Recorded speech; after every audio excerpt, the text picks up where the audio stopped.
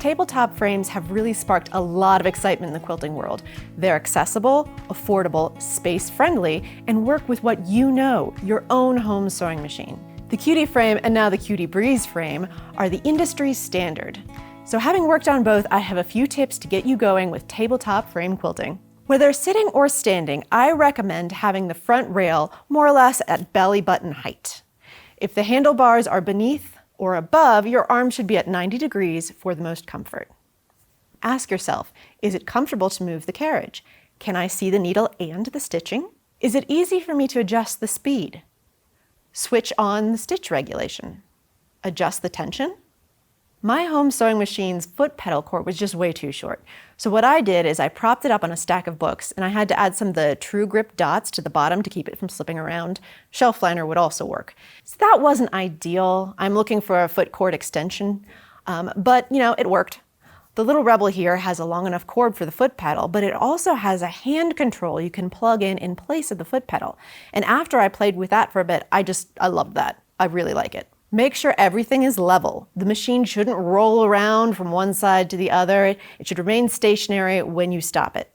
Wind a few extra bobbins. Keep in mind that unless your machine has a side-loading bobbin like this little Rebel, you need to unclamp your quilt to move it out of the way to change your bobbin. As you would if you were taking your quilt to a long armor, allow extra backing and batting around your quilt, about 4 to 5 extra inches. Personally, I prefer fusible batting these days or basting spray. On the frame, you have to remove pins to clamp. And I did not, and I ended up with some mangled pins. But maybe you're more patient than I am, so pins are fine. Drape your quilt over the frame and ensure it's straight. If your machine has stitch regulation and you plan to use it, make sure your stitch regulation sensor is able to read the fabric. Adjust the front rail or the take-up rail as needed. Get the quilt as close to the bed of the machine as you can. Clamp your quilt to the take-up rail first. The clamps go straight up and down. And then you want to do the front rail bar next. Clamps come in from the side. Coil clamps should curl toward the machine. If you have elastic bands instead, I advise pinning the elastic so it's just not dangling out there. I did manage to stitch some elastic to the back of one of my quilts, so be careful. So at this stage, I do a bounce test for tautness. Some people use a penny, some use a quarter. Whatever the denomination, when you drop it from about 6 inches, you should get a little bit of a bounce. It should not roll to a depression in the fabric.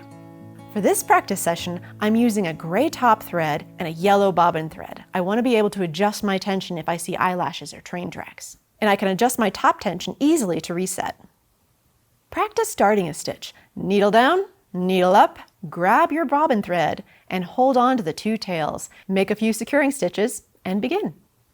Play with the manual mode and the regulated mode. I really like the manual mode for pebbles and tacking stitches.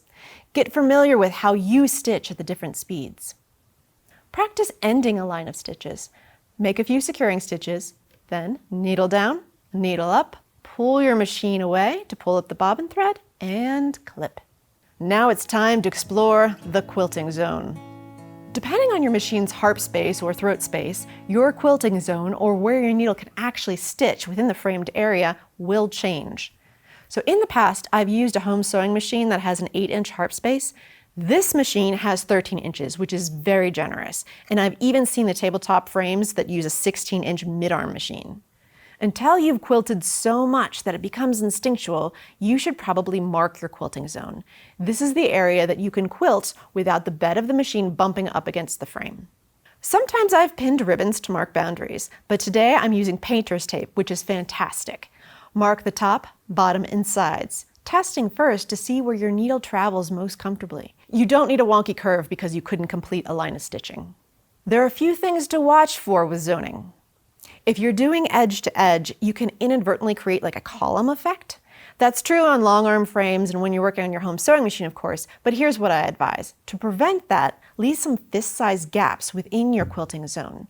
When you reframe, you want to make sure that that gap is in the new zone. This allows your design to dip into the other zone and fill it organically. You can pre-mark your design, as I've done here in pencil, so you can pick up and leave off as needed. And if you're quilting a block design, consider how to break it up before you clamp your quilt. Here, I'm doing half the block with a clear starting and stopping place. From baby quilts to king-size quilts, t-shirt quilts to table runners, you can free motion quilt just about anything on a tabletop frame and so much more easily. Now that you're set up, you can free motion to the finish.